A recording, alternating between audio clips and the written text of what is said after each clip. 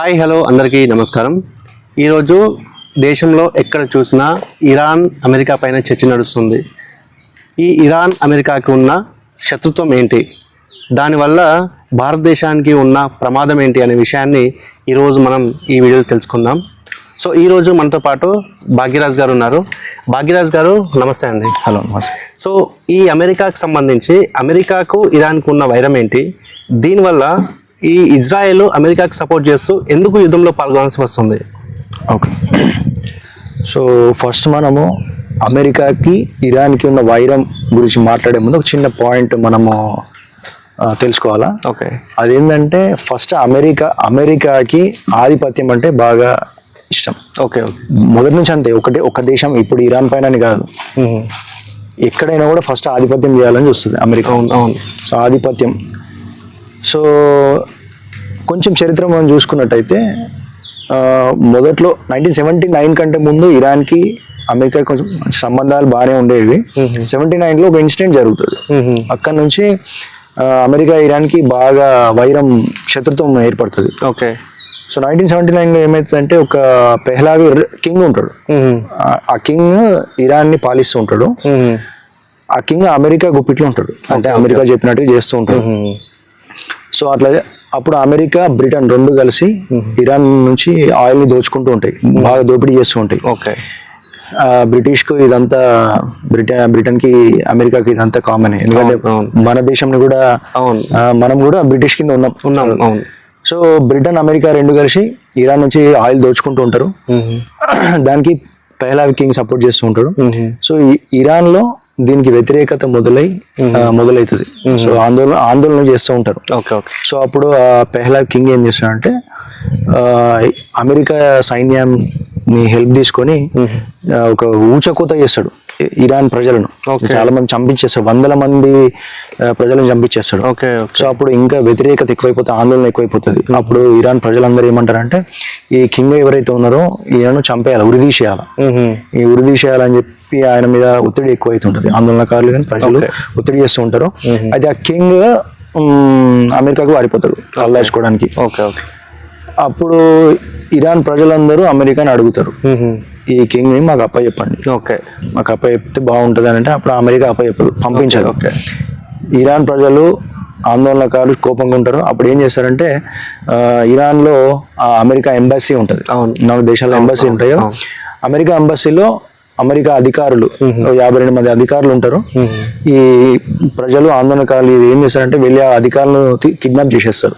Kidnap చేసి, Iran చేసిన ఒక పెద్ద తప్పు అనుకోది, కిడ్నాప్ చేసేస్తారు. కిడ్నాప్ చేసేసి మీరు ఆ కింగ్ ని వదిలేస్తేనే మేము వీళ్ళని వదిలేస్తామని అంటారు. అయినా కూడా అమెరికా వినదు, వదిలేదు. ఆల్మోస్ట్ ఒక 444 రోజుల వరకు బందీలుగానే ఉంటారు ఈ ఇరాన్ ఎంబసీ అధికారులు.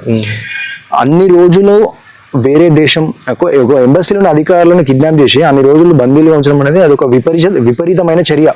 యాక్చువల్గా చేయకూడదు. ఒక దేశాన్ని మనం డామినేట్ చేసినట్టుగా బంధించవద్దు, ఒక బ్లాక్ మెయిల్ లాంటిది. ఇట్లా చేసేసరికి అప్పుడు అమెరికాకి బద్ధ శత్రువు అయిపోతుంది ఇరాన్. అప్పుడు బహిరంగంగా ప్రకటిస్తుంది, ఇరాన్ మాకు అత్యంత బద్ధ శత్రువు అని చెప్పి ప్రకటించేస్తుంది. సో దాని తర్వాత నుంచి కూడా ఇవి స్టార్ట్ అవుతుంటాయి. 2012 నుంచి కూడా చాలా ఆంక్షలు విధిస్తుంది అమెరికా ఇరాన్ పైన. అప్పటికే ఇరాన్ యొక్క ఆర్థిక వ్యవస్థ పూర్తిగా కుదేలైపోతుంది. సో ఇదంతా అది అక్కడ నుంచి మొదలైంది. చరిత్రపరంగా చూసుకుంటే ఇరాన్ కి అమెరికాకి మధ్య అప్పటి నుంచే స్టార్ట్ అయింది, అప్పటి నుంచి ఎక్కువ స్టార్ట్ అయింది. సో ఈ రీజన్స్ ఏమి ఉన్నాయో అవి అమెరికా చెప్తున్నా వాస్తవాలేనంటారా? సో క్వశ్చన్ ఏంటంటే అసలు ఇప్పుడు ఎందుకు, మరి శత్రుత్వం ఉంది, మరి అసలు ఇప్పుడు ఎందుకు అమెరికా ఇరాన్ పైన యుద్ధం చేస్తుంది, మళ్ళీ దానికి ఇజ్రాయెల్ కూడా సపోర్ట్ చేస్తుంది.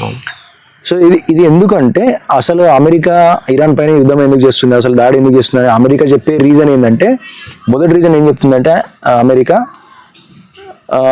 ఇరాన్ అణ్వాయుధాలు తయారు చేస్తుంది అని చెప్తుంది. అణ్వాయుధాలు తయారు చేస్తుంది అని ఒక రీజన్ చెప్తుంది.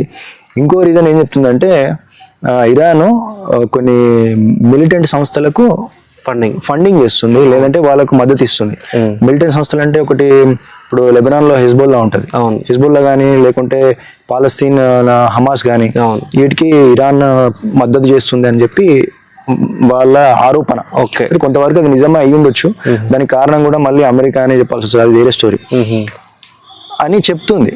సో ఫస్ట్ రీజన్ నిజంగానే న్యూక్లియర్ వెపన్స్ తయారు చేస్తుందా ఇరాన్ అంటే సరే కొంతవరకు అది నిజమే అనొచ్చు. న్యూక్లియర్ వెపన్స్ తయారు చేయడంలో ప్రాబ్లం ఏముంది, ఇప్పుడు చాలా దేశాల్లో న్యూక్లియర్ వెపన్స్ ఉన్నాయి, ఇజ్రాయెల్ దగ్గర కూడా ఉన్నాయి, ఇజ్రాయెల్ దగ్గర ఉన్నాయి, పాకిస్తాన్ దగ్గర ఉన్నాయి, అటు నార్త్ కొరియా దగ్గర ఉన్నాయి. సో మరి అట్లా దాడి చేసుకుంటూ పోతే మరి నార్త్ కొరియా దగ్గర కూడా అడగాలి, నార్త్ కొరియాను ఎదిరించే ధైర్యం లేదు కదా, పాకిస్తాన్ దగ్గర కూడా ఉన్నాయి. ఇప్పుడు పాకిస్తాన్లో బిన్ లాడెన్ దొరికిండు, బిన్ లాడెన్ అమెరికా పైన దాడి చేసిండు, బద్ద శత్రువు పాకిస్తాన్లో దొరికిండు. అయినా కూడా మరి పాకిస్తాన్ కూడా మిలిటెంట్ సంస్థలకు ఫండింగ్ చేస్తుంది, అక్కడ కూడా చాలా మిలిటెంట్ సంస్థలు ఉన్నాయి, వాళ్ళకి ఫండింగ్ చేస్తుంది. అట్లా దాడి చేయాలంటే పాకిస్తాన్ మీద కూడా దాడి చేయొచ్చు. సో అదేం చేయకుండా డైరెక్ట్ ఇరాన్ మీదనే దాడి చేస్తుంది. అసలు అమెరికా ఇరాన్ పైన ఇప్పుడు దాడిని చేస్తున్నాయి, దానికి అమెరికా ఇరాన్ చెప్పే రీజన్స్ ఏంటి? ఓకే, సో ఆ వైరం అట్లా ఉంది వాళ్ళిద్దరి మధ్య ఎప్పటి నుంచో. సో ఇప్పుడు ఎందుకు మళ్ళీ రీసెంట్గా కొత్త దాడి చేస్తుంది అమెరికా ఇరాన్ పైన, మళ్ళీ దానికి ఇజ్రాయిల్ కూడా సపోర్ట్ అయింది. అవునవును. సో అది ఎందుకు అవుతుందంటే అమెరికా కొన్ని రీజన్స్ చెప్తుంది. ఏం రీజన్ అంటే ఫస్ట్ రీజన్ ఏం చెప్పిందంటే అమెరికా ఇరాన్ ఏమో అణ్వాయుధాలు తయారు చేస్తుంది, అణ్వాయుధాలు తయారు చేస్తుంది కాబట్టి దాన్ని నివారించడానికి మేము దాడి చేస్తున్నామని చెప్పింది. సెకండ్ పాయింట్ ఏం చెప్పిందంటే ఇరాన్ కొన్ని మిలిటెంట్ సంస్థలకు, తీవ్రవాద సంస్థలకు మద్దతు ఇస్తుంది, వాళ్ళకి ఫండింగ్ చేస్తుంది. సో దానివల్ల కూడా మేము ఇది నివారించడానికి మేము దాడి చేస్తున్నామని చెప్పింది. అయితే ఇరాన్కి అమెరికాకి మధ్య చర్చలు చేయడానికి ఒమన్ మధ్యలో ఉంది, మధ్యవర్తిగా. సో ఒమన్ మధ్యవర్తిలాగా ఉంది. ఒమన్ అధికారి ఆల్రెడీ బయటకు వచ్చి చెప్పిన విషయం ఏంటంటే ఇరాన్ అందుకు ఒప్పుకుంది, న్యూక్లియర్ చేయకపోవడానికి అమెరికా చెప్పిన ఏదైతే ఆంక్షలకు ఇరాన్ ఒప్పుకుంది. ఒక 24 గంటల్లో వాళ్ళు బయటకు వచ్చి ఆ విషయం కూడా వాళ్ళు చెప్తారు. ఇప్పుడు అనుకునే టైంలోనే వీళ్ళు దాడి చేసేసిండ్రు. సో మనకు తెలిసిందంటే వాళ్ళు పూర్తిగా ఒప్పుకోలేదు అని చెప్పడానికి బయట ఆధారాలు లేవు, వాళ్ళు ఒప్పుకున్నారు. ఈ విషయం ఒమనే చెప్పింది. సో మరి వీళ్ళు చెప్పిన దాని ప్రకారము ఫస్ట్ రీజన్ న్యూక్లియర్ వెపన్స్ తయారు చేస్తుందా అంటే కొంతవరకు నిజమే. మరి నిజంగా న్యూక్లియర్ వెపన్ తయారు చేసిందా అంటే దానికైతే ఆధారం లేదు. ఇరాన్ న్యూక్లియర్ వెపన్ ఇంకా తయారు చేయలేదు. అవును, అంటే స్టార్టింగ్ స్టేజ్లో తయారు చేయడానికి ఆ టెక్నాలజీని వాళ్ళు డెవలప్ చేసుకుంటున్నారు, ఆల్మోస్ట్ దగ్గర వరకు వచ్చిండ్రు. అయితే దీనికి యురేనియంను శుద్ధి చేయాల్సి ఉంటుంది. సో న్యూక్లియర్ వెపన్స్లో 90% ప్యూరిటీ, అది శుద్ధి చేయాల్సిన యురేనియం యూజ్ చేస్తారు. సో ఇరాన్ ఆల్మోస్ట్ 60% శుద్ధి చేసింది అని ఒక అంతర్జాతీయ సంస్థలు చెప్తున్నాయి. సో ఆల్మోస్ట్ ఆ టెక్నాలజీ దగ్గర వరకు వచ్చింది, అందుకని చెప్పి వీళ్ళు ఇరాన్ పైన దాడి చేసినారు. సో అమెరికా ఏదైతే వార్నింగ్ ఇస్తుందో వార్నింగ్ పట్టించుకోకుండా ఇరాన్ ఈ వర్క్ కంటిన్యూ చేస్తా పోతుంది. దానివల్ల అమెరికాకి కోపం వచ్చేసి వాళ్ళు యుద్ధం ప్రకటించడం అనేది రీజన్. అవును. ఓకే, అయితే ఇంకొక రీజన్ ఏంటంటే మిలిటెంట్ సంస్థలకు ఫండింగ్ ఇస్తుంది. మిలిటెంట్ సంస్థలకు ఫండింగ్ ఇవ్వడం అనేది కరెక్టే. మళ్ళీ అది ఎందుకు ఇస్తుందంటే ఇది ఇండైరెక్ట్గా వార్ చేయడానికి, ఇండైరెక్ట్గా ఇరాను ఇజ్రాయెల్ పైన కానీ అమెరికా పైన కానీ కొంచెం వాళ్ళని నిలువరించడానికి ఇలాంటి సంస్థలకు వాళ్ళు ఫండింగ్ చేస్తాయి. ఇది యాక్చువల్గా ఇంతకుముందు అమెరికా కూడా చేసింది, ఇటు పాకిస్తాన్ కూడా చేస్తుంది. పాకిస్తాన్ దగ్గర కూడా మిలిటెంట్ సంస్థలు ఉంటాయి, వాటికి తీవ్రవాదులు ఎక్కువ పాకిస్తాన్ నుంచి వస్తారు, మనకు బాగా తెలుసు. సో వాళ్ళకు ఫండింగ్ చేసేది ఎవరంటే మళ్ళీ అటు అమెరికా చేస్తుంది, ఇటు పాకిస్తాన్ చేస్తుంది. సో ఈ 2 రీజన్స్ చెప్తుంది. అయితే ఈ 2 రీజన్స్ నిజమేనా? అసలు నిజం ఏముంది అంటే ఇక్కడ ఇంకోటి అర్థం చేసుకోవాల్సింది ఏంటంటే మిడిల్ ఈస్ట్ అనేది చాలా ఇంపార్టెంట్ ప్రపంచంలో. ఎందుకంటే దీని ఎక్కువ చమురు నిల్వలు ఉంటాయి. ఆయిల్ ఇక్కడ నుంచే వస్తుంది కాబట్టి దాని మీద ఆధిపత్యం కోసము ఎప్పుడు యునైటెడ్ అరబ్ ఎమిరేట్స్ యుఏఈ కానీ లేదంటే ఇటు అమెరికా, ఇటు ఇజ్రాయిల్, ఇరాన్, ఇవి ఎప్పుడు ఆధిపత్యం కోసం ట్రై చేస్తూ ఉంటాయి. ఒక్కసారి ఇరాన్ దగ్గర న్యూక్లియర్ వెపన్స్ వచ్చినాయి అనుకోండి, ఈ మిడిల్ ఈస్ట్ దగ్గర ఉన్న పవర్ మొత్తం సమీకరణాలని చేంజ్ అయిపోతాయి. Okay okay. ఇప్పుడు ఇజ్రాయెల్ పైన న్యూక్లియర్ వెపన్స్ ఉన్నాయి, శక్తి ఎక్కువ ఉంది. ఇరాన్ పైన వస్తే ఇరాన్ కూడా ఒక శక్తివంతమైన దేశంగా ఉంటది. ఆల్రెడీ స్ట్రైట్ ఆఫ్ హార్మోజ్ అని ఒక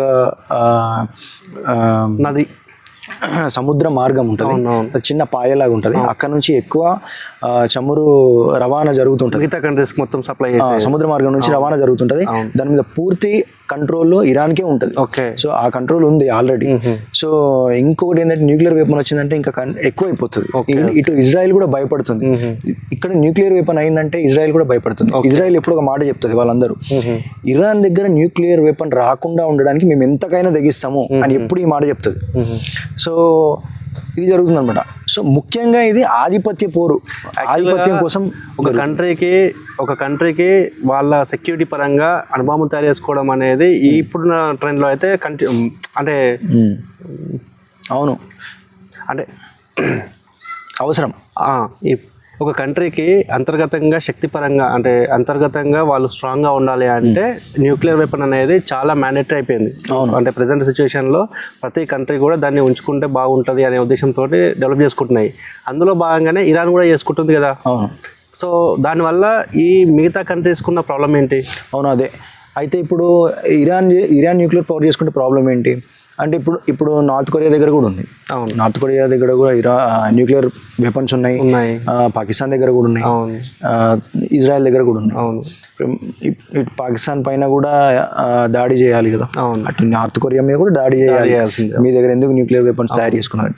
కాకపోతే న్యూక్లియర్ వెపన్స్ ఈ దాడి చేయడం అనేది వెపన్ తయారయ్యే వరకే ఉంటుంది. ఒకసారి న్యూక్లియర్ వెపన్ స్టార్ట్ అయింది అనుకోండి, దాన్ని దాడి చేయరు. సో అంతవరకు నిలువరించడానికి ప్రయత్నిస్తారు. ఓకే. కాకపోతే పాకిస్తాన్ దగ్గర ఉండడం వేరు, అది డైరెక్ట్గా అమెరికాకి ప్రాబ్లం కాదు.